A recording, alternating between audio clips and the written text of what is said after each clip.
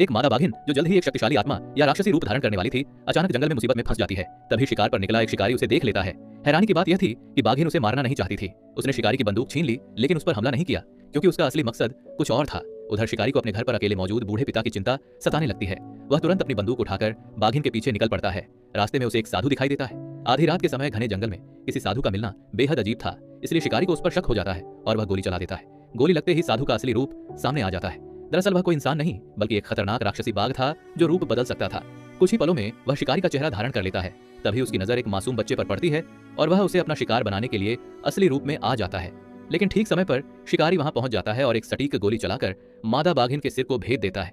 ऐसा लगता है कि खतरा एक मादा बाघिन जो जल्द ही एक शक्तिशाली आत्मा या राक्षसी रूप धारण करने वाली थी, अचानक जंगल में मुसीबत में फंस जाती है। तभी शिकार पर निकला एक शिकारी उसे देख लेता है।